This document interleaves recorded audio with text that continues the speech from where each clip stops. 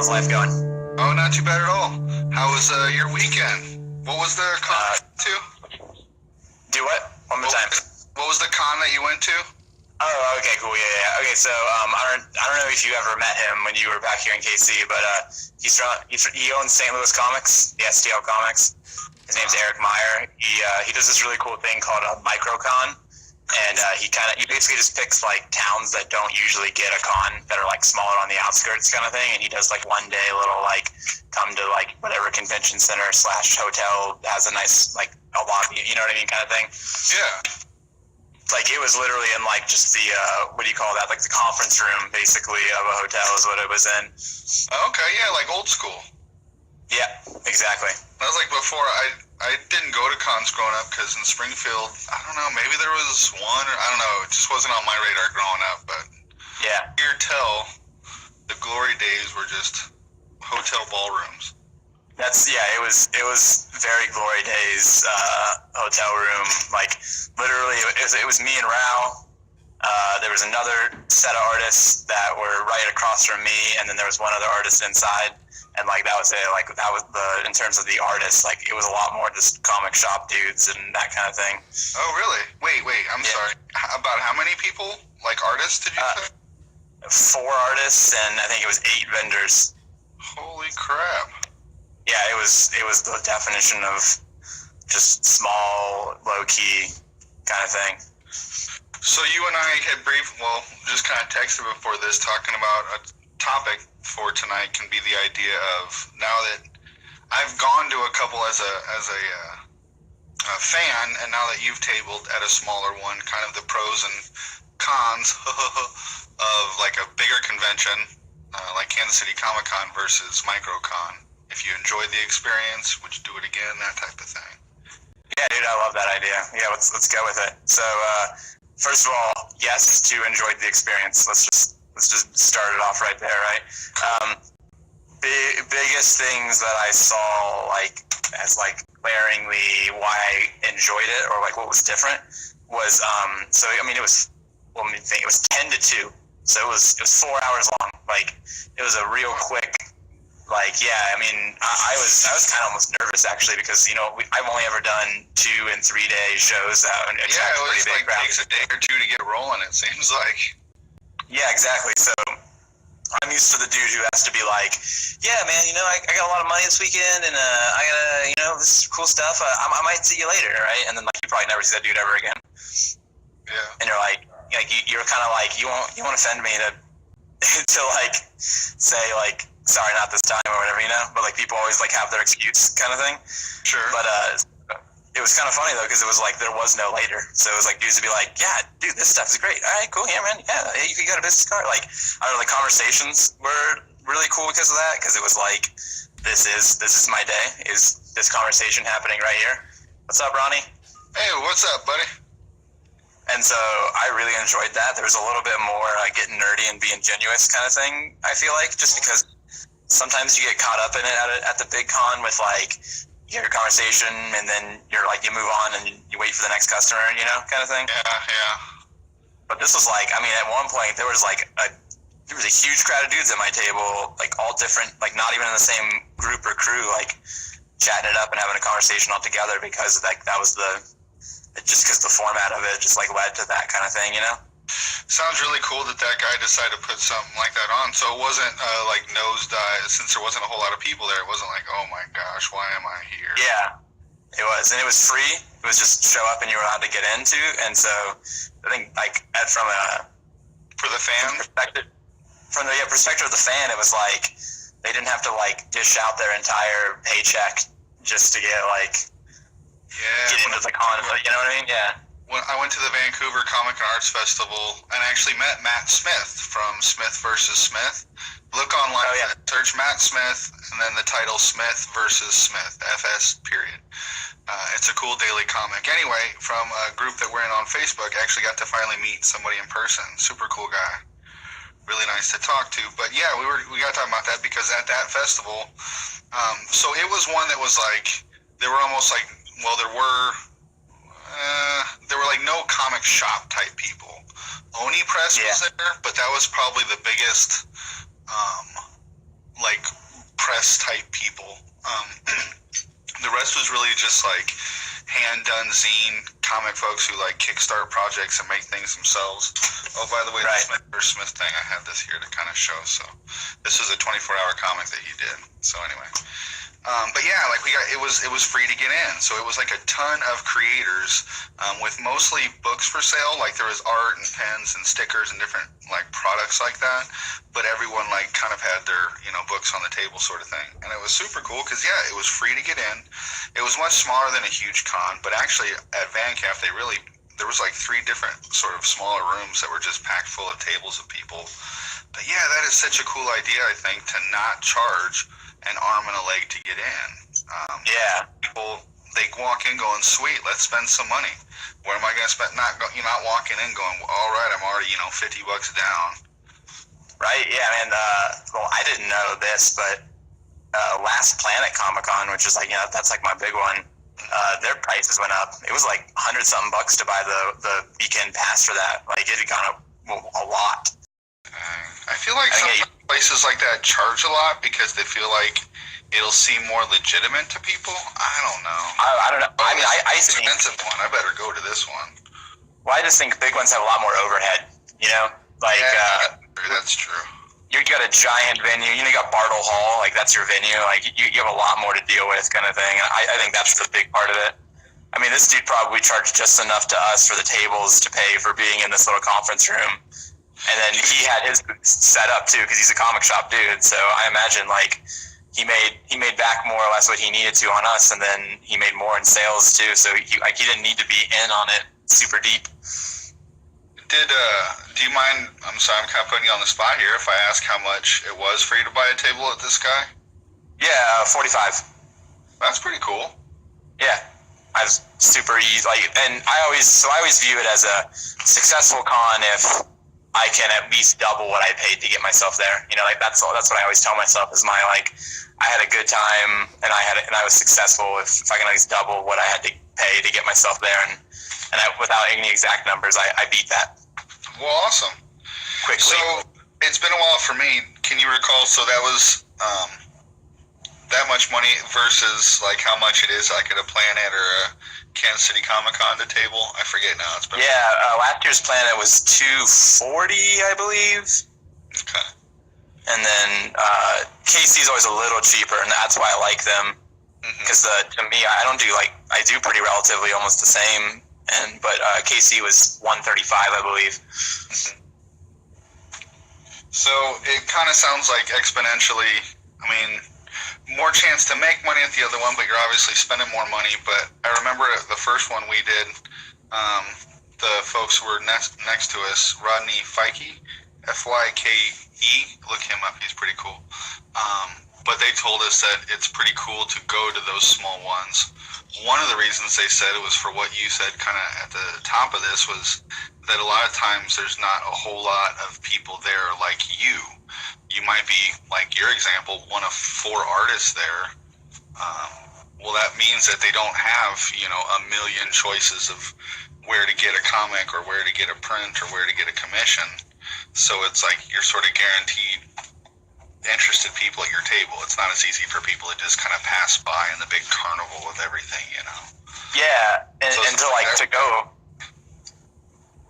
off of that, it's super real that me and Rao always kind of talk about this a little bit. You're already not really in competition with other artists because when you get into this, your style is going to be different, and your what you're selling is going to be a little bit different. There's so many variables to being an artist that you're already kind of not in direct competition with the dudes across from you because even though they're both selling art, they're selling it in a completely different way, in a completely different sort of business model, I guess is a good way of putting it. For sure. Comic the dude says here, he says less print farm competition. That's a good way to put it. Yeah, exactly. There he is. But the dudes whose table was right across from mine, they were all books. They were a little bit of prints. They were mostly books. Dudes who were buying from them were not dudes who were not going to also come by from me. I was literally not in any competition with those dudes. That's awesome. Did you meet some cool? Did it work out well for the other people, the other artists that were there? Was Rao there? Yeah, Rao did it with me as well. We carpooled it. That was part of what talked me into it. Heck yeah. So, did you meet other cool artists? Or did that pan out? I met a couple of them. I didn't get as much time because, like I said, it was a really short con. So, like, there wasn't a whole lot of, like, getting in there and talking kind of thing. But I did talk to them. Sounds like maybe kind of a plus of the bigger ones is when you're there for a weekend, you kind of build up relationships with, like, fellow artists in the trenches, you know, like you've gone through battle. Yeah, definitely a little bit less of that just because of it. But I mean, it was still, like I said, I still had a little bit of time to kind of go over to the table and be like, hey, what's up? Like, check out their stuff. Gave them, like, sort of like right before I left, I was like, hey, let me grab your guys' like Instagram, like, so I can check you guys out a little bit more when it's not crazy kind of thing, you know? Yeah, that's cool. Were there any cool, like, this just from, I'm interested, besides like the artists and comic shops, was there anything in particular that you saw, or even like a cool signed comic or anything that you're like, that was pretty sweet? That's what I didn't really get a lot of time to spend seeing like what the other products were, except for like there was like kind of a weird there was the inside of the room, and then there was the outside, and like literally me and the other dude's tables were actually like outside of the room, and then you went into the room to go into the con. Oh, I gotcha. So it wasn't. I was like, well, sounds like a small enough room. You could have just looked across it. That makes sense. It was like a weird thing at first, and then it actually turned into a pretty cool thing. That it was like, it was like literally it was like greeting dudes at the door. That's cool. I mean, you're guaranteed to kind of get some FaceTime with people. Hey, hold on, I got a dude here. The Ginger Revenger. That's awesome. Yeah, I remember you, dude. What's up, man? He was one of the guys that I was just talking about now, where I had a little bit more time to kind of get the chit-chatting going. Yeah, he was a little younger, and I talked to his grandma a bunch about art and stuff. Awesome. Sounds like a cool lady. Sorry, I got distracted there with the comment. I totally was listening to you, and then I lost it there. Oh, right, I was talking about like being out. Yeah, so this is one of those things that I think is a plus for me. I am not afraid of just like, not necessarily being annoying, because like that's one thing, right? But like saying hi and kind of like engaging. Yeah, exactly. So I didn't even stand behind my table. I pushed my table against the wall more or less, and I stood outside of my table the whole time, like greeting people, saying hi. Like no one passed by and went to that con without like seeing me and saying hi to me. That's awesome. They probably thought you like somehow worked for the thing. Right. I looked a little more important than I really was. I think that should be the goal of everyone tabling at a Comic-Con. If that's your takeaway from this conversation, try to look more important than you are. Don't be a dick about it. Just try to look more important. That's definitely real. In a weird way, when I went to VanCaf, I just got a print of, I just got a print of my comic. Or, proof. I'm sorry. I printed one and got a proof, and where did I put that? Yeah, take a minute to pull it in. I know, I have to show you. I don't remember where I set it at, like a morning. But I took that up there to talk with people, and now that I'm looking for it, I forgot. Oh, it's right here. Well, I forgot what I was going to say, so let's show you this anyway. But, here we go, I'll explain. Check it out, man. Whoops. Ooh. It came out in the square format, right? Yep. So it's a square here, and then intro page there. Isabeau Crane. For anybody out there who doesn't know, I did this comic for a band. Oh, that's why I was going to talk about looking more important than you are. See, I'm already not very good at it. So I used to start by phrasing something. When I tell friends and stuff about it, I say, yeah, this is a comic I made for my buddy's band. Thank you, Ronnie. Which is fine, and that is what the case is and everything. But it's maybe not necessary when I'm talking to strangers to say it's for my buddy's band. You know what I mean? Like, maybe it sounds a little bit better if I go, yeah, I did this comic for a band. Right. Their name is Brain. They play, probably makes me and them sound a little bit more legitimate, like not just, hanging out with my buds and drawing pretty pictures. Although That's what you're doing. pictures, yeah. But yeah, dude, the pages are kind of like a little bit more of a matte finish for the black and white art, which I think, as a general rule, holds up pretty well. But like that page there, man, I really liked how this guy turned out in print. Ooh, yeah, I like that.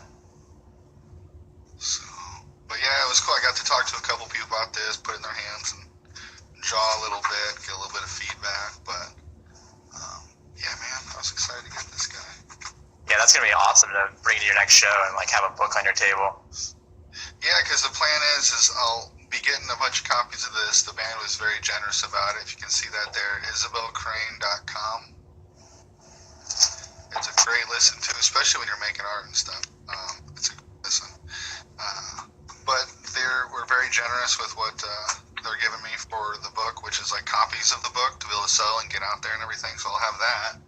And then this like monster magazine. I guess I gotta figure out what I want to call it. I'm not actually quite sure. But I did this project like mostly a few months ago where I would draw one of these and then make a story for it, with the whole idea being like to make it almost like a sketchbook but with drawing on one side and this on the other. So I'm doing two sort of redraws for this. This is kind of the newer one I'm working on. This is the old one. This is the first one I did of this series, and I like the guy, but I was just doodling and then it turned into like a bigger idea and just doesn't quite match the other one, so I did a redo on that guy. Got one more to do, but then I'll be able to print that book. And since it was cool that I finished this one, I didn't have to pay to get this printed. Here pretty soon, I'll be able to. It won't be as big of a hit to the bank account, to be printing a second so quick. So yeah, man. I think that's to kind of like for the people watching who are kind of like what you're saying exactly, because it's a little cryptic. I don't know if you meant it, but like. So basically Scott did his book for and his payment was getting basically a nice stack of the books. He just got to take them. He didn't have to worry about printing or buying or doing any of this publishing. He kind of got it done for him as his payment. I think that's awesome. I think it was a good deal because it was for my buddy's band, and I haven't made a lot of books, and I wanted to make sure I could complete it and everything. So it's not like I really wanted to figure out negotiating a per page rate, or it was going to be a different size and a lot of questionable things, and all the things they talk about. Oh well, if you're going to work with friends, working with friends is sometimes a bad idea, and you better make sure to get everything figured out ahead of time, which isn't a bad idea, but honestly, like I couldn't have asked for it to be a better situation with this group. Because they liked what I was doing. I mostly just took care of it from start to finish and then said, hey, it's done. I got the thing. What do you think? And but yeah, I like to be able to do a project and just get books at the end. Like that was a huge appeal for me. Right, I mean, like you basically you got kickstarted kind of almost right? Like that's what people's goal is not to make money off Kickstarter, but to get their books made. Yeah, exactly. Like I didn't I didn't charge them for doing this. It was just basically they gave me, they're giving me a bunch of copies of the book. So I'm like, that is totally cool with me because that's something I can, like this last weekend. I wish, though, it sucked because I only had the proof. There were a couple people who I really enjoyed talking with, and conversation naturally came around to it, and they asked if I made stuff. And I go, well, yeah, I made this. And like, can I see it? And I'm like, sure. And then inevitably, quite a few, a few of them go, well, can I keep this? And I had to be like, no, it's my only proof. I'm waiting to get the other ones, so that kind of was a bummer, but it'll be cool to be able to take a few with me places like that. Dude, that was right. You blew it. That was a perfect opportunity to be like, hey, can I get your stuff? And I'll totally send you a book when it comes in. You know what I mean? Like, we'll talk about some great networking right there. Yeah, that's probably true. But I got a lot of their cards, all the people I talked to. So wouldn't be a bad thing. I am trying to for a few people I will have enough that I can kind of give out to be like, here, what do you think? Here, no, just keep it, thank you, stuff like that. But I'm trying to make as a general rule for myself not giving out books that I make or print anymore, because it's a really easy thing for artists to, a friend goes, hey, awesome, you made a comic, and you're like, yeah, here, man, have one. Right. And then all of a sudden you're like, we're not printing thousands of books here, what I mean? There's not a never-ending supply, and all of a sudden, half your hoard is gone, and, all of your friends have nice prints and stuff. And books, and you're like, oh, crap. Cool about it. Like, most people I talk to, I tell them that my comics come, they're like, cool, man, I can't wait to see it when you get it. They're like, I'll buy one, and I want to go, damn right you will. But it's just like, they're cool with it, but that's something where, I don't know, it's a weird thing to get over with money for art, especially people you know. But no, that's what's cool about what the band's giving me. I will have a cushion to be able to kind of give out to hopefully get some feedback. So Yeah. Well, that's awesome, man. I'm really stoked about that. Like, I'm a little jealous. You got your thing. A bunch of other dudes I know kind of have their thing going on, and they've got ideas and they're drawing and they got books. I mean, I do. I have my Boy and His Bike book that I made earlier last year, and like, dude, I think you're gonna be just fine because once you start hitting it, man, it's just gonna flow pretty well for you, and you're gonna start off with a good-looking project. We won't get too much about talking about jealous of where people are at because we've talked about this a lot, just how we're on kind of somewhat opposite paths. But it was fun. Just real quick, I did want to mention where I got that book printed, which I've been really happy with dealing with the people, is Comics Wellspring. Check that out. It's comics spelled with an X. And I believe it's a division of Greco Printing. So I recommend them. It's very easy to do, and they're pretty cool, and it's a pretty good project. can we talk about that for a second? No, I'm just kidding. Yeah. No, I was totally gonna just make it sarcastic. Like, why does everyone spell comics with an X? Like, oh, I know. I guess because there's so much stuff with comics spelled with a CS. That's how you get through. That's how you get by with it. I'm just kidding. I'm just kidding that guy. But isn't that so real, dude? I can probably think of like 4 off the top of my head, like podcasts, comicsology. Like just random things where it's like it's always comics with an X. I know it is kind of weird. I sort of hope sometimes it's not like them trying to be clever. I hope it's just like the CS was obviously taken. Not that emotional. Cool. We didn't do this because like we think we're awesome. I know. Look how smart I am. Did you realize that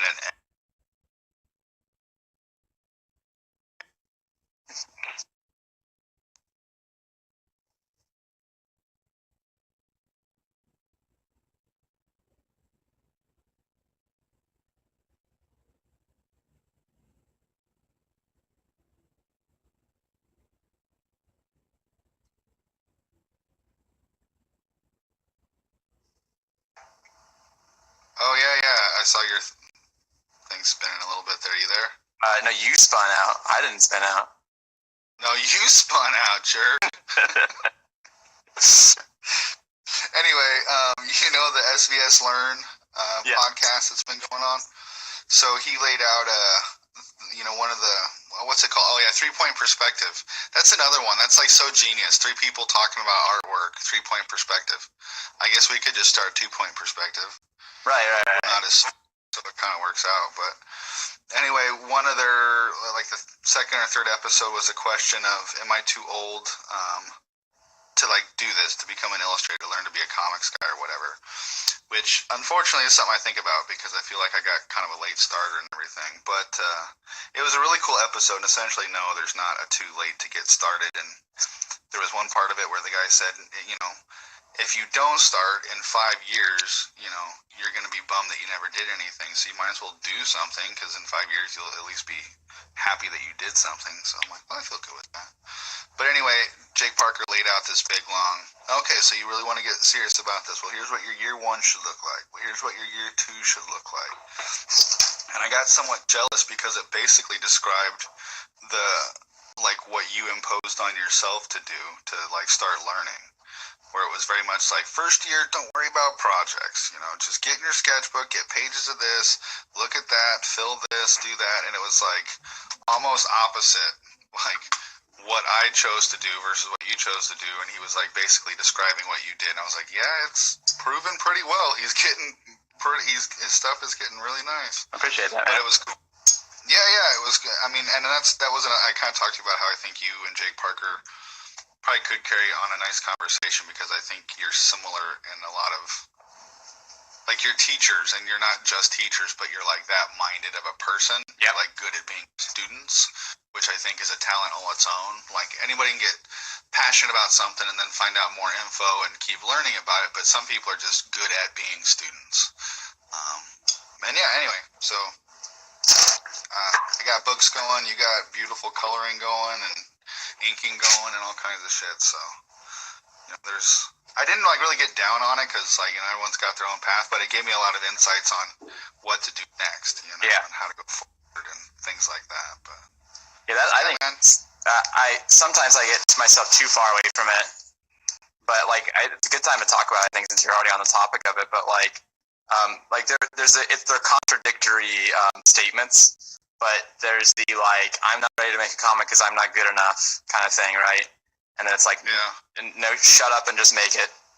But then there's also the like if you're not making, you're not getting better, and then eventually you get better at the thing, and then you can make the thing better. You know what I'm saying? Like it's like there's a weird like double there. Yeah, I think there's a happy medium with both things, which is why I think you and I are both progressing and doing well, because we're not extreme one way or the other. Mm-hmm. I want to make projects, but I also want to improve each project. I'm not okay with just like it looking the same every time and just cranking it out.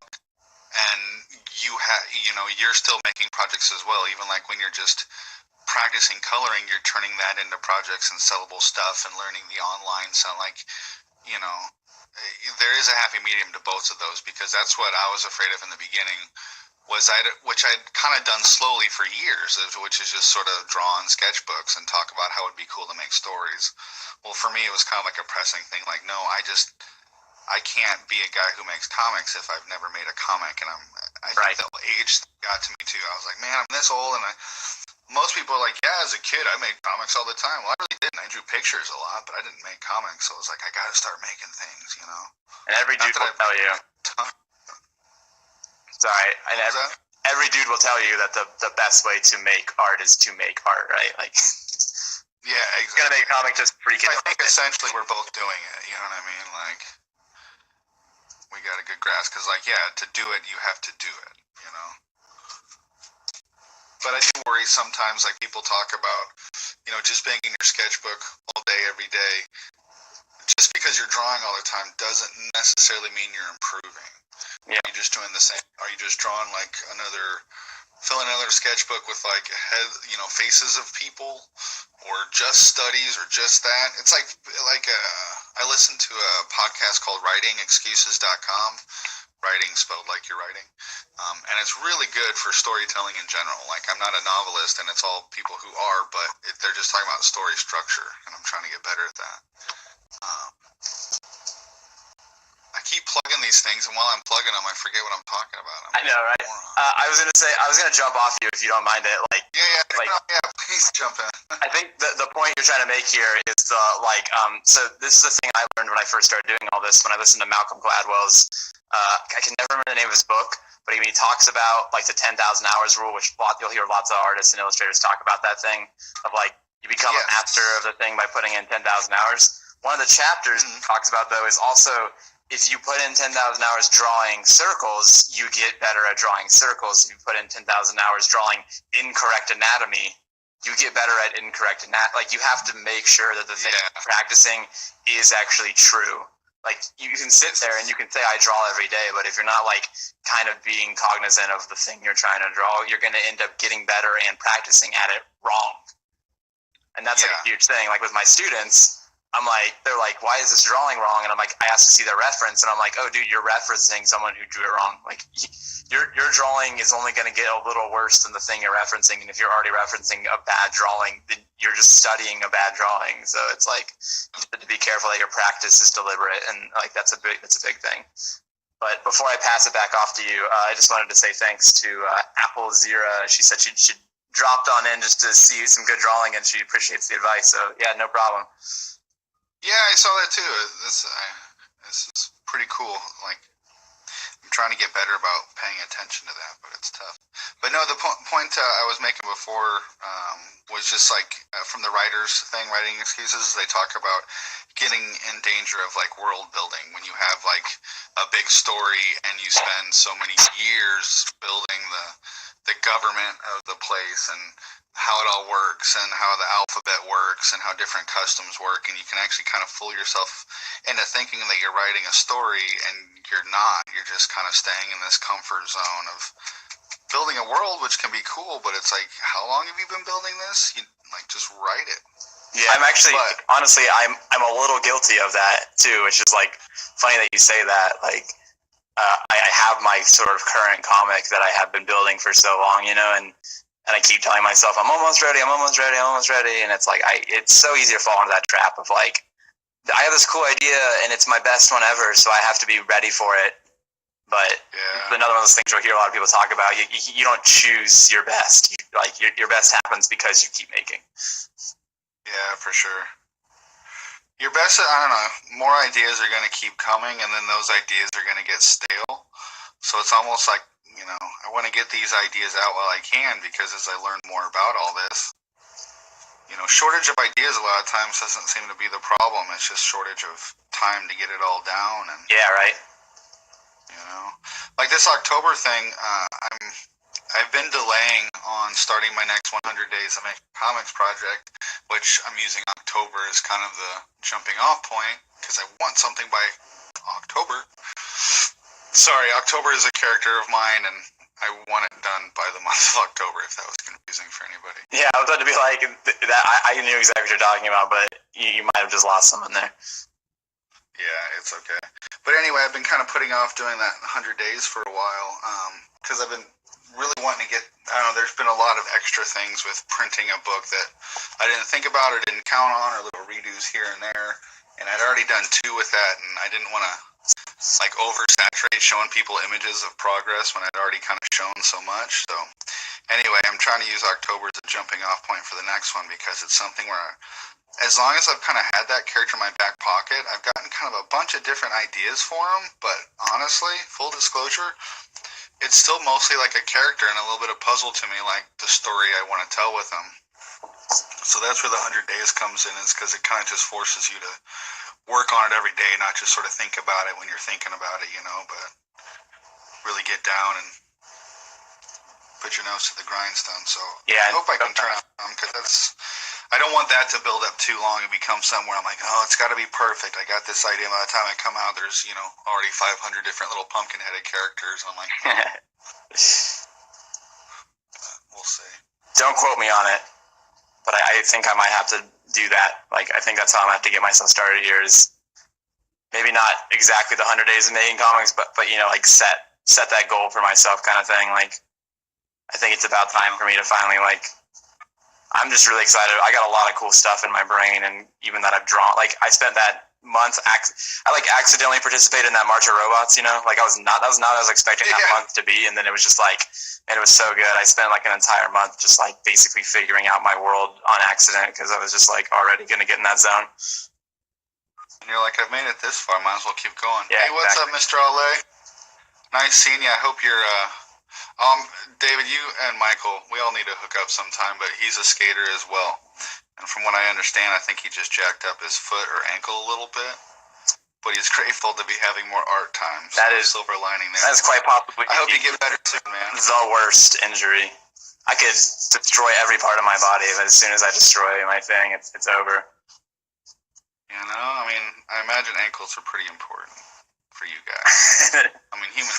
Thanks, Ace. Sorry, I was getting. I think Ace was making a sarcastic comment that you were saying hi to everybody, like they were all here for you. Oh. You are the famous one. I'm getting there. Yeah, I don't know nothing about that. Speaking of which, I did want to ask, that project that Rao's working on, is that his story? Yeah. That Viking thing? Actually, it's a little off topic.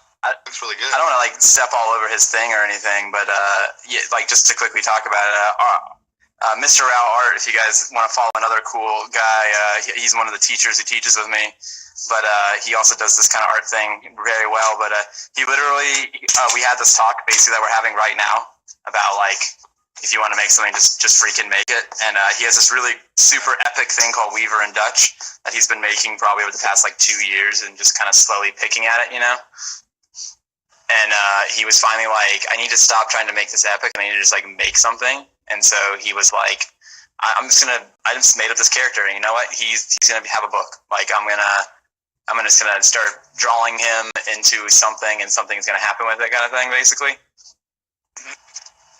And then it exploded for him. He was like, "Oh, draw this fun little panel." And everyone was like, "I love this character. What's his backstory?" And Rao was like, "I didn't actually have a backstory for him. He was just gonna beat up some guys." And then it just it literally has turned into his current project that he's kind of throwing around the idea of like a Kickstarter kind of thing for. Yeah, he looks like he's kind of getting serious. He's calling it, his Kickstarter project in development. So he's making himself accountable in public. But is this what his handle looks like? Mr.Rauer? Yeah, that's him right there. Look at you go. Man, his art is awesome. He's really good, and I'm really glad to hear. He does awesome art all the time, but yeah, I'm excited to see what he does in comics, because what he's done on Weaver and Dutch, I've been excited to see, and it sounds like he's pumped about this, and his art looks like he's excited about it. Yeah, that's real. And I think that shows, and so I'm excited. I mean, it's been the only thing I've seen. Like, it's the only thing he's been pumping out, basically, like. Yeah, it's been filling up his feed. Yeah, I love it's it. awesome. But for the same reasons, man, I'm excited to see your comic stuff, especially with the coloring you've been doing. Man, I really want to figure out something to do with you so that we can create a cool colored thing, because, like I said, your colors have been looking sick. I like your palette a lot. Thanks. Yeah, Rao made that same comment, actually. It changes, but you kind of see a style in it, which is cool. I didn't realize I was, like, even sticking to a palette. That's, like, a really weird thing that happened to me. It was just, like the first 3 things that I drew, I was just kind of like, hey, this would be a good general tone to follow, and I'm going to follow this general tone. And then it was like, I realized it, like, after my 3rd or 4th, that, like, hey, I should actually keep referencing back to that like, brown or that beige. I really like that. I seem to lean towards the, like, very low saturation in the color palette thing, and yeah, I'm really liking it too. So I'm gonna. It's weird, and it works out well, man. And I don't really see. I don't know. Nothing really super comes to mind to go, oh yeah, it's kind of like this, which I think is a cool thing. Yeah. But I mean, even like Dave Stewart and different people who were really good colors. I think was his name Chris Wilson. I forget, the guy from Paper Girls. Yeah. You can kind of see similarity, like, you can kind of see that with people, like, okay, this person really likes that, like, electric pink sort of thing, and you'll see highlights and stuff, and I don't know, I think that's a regular thing that you can kind of see a palette showing through with someone's style of coloring sometimes. Yeah.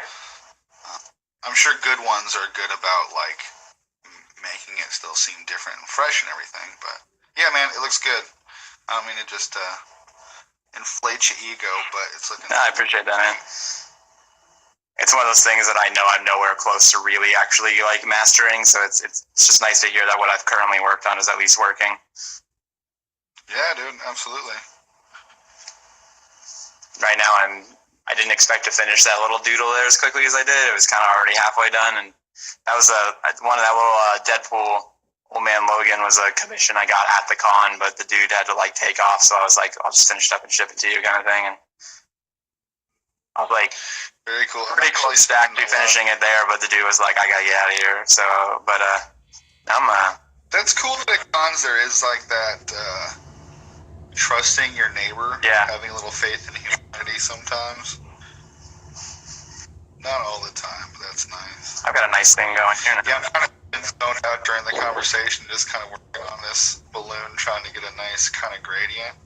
I would normally never spend this much time on it, but working out, I'm just sort of zoned out on it. Yeah, don't act like you don't draw balloons all day.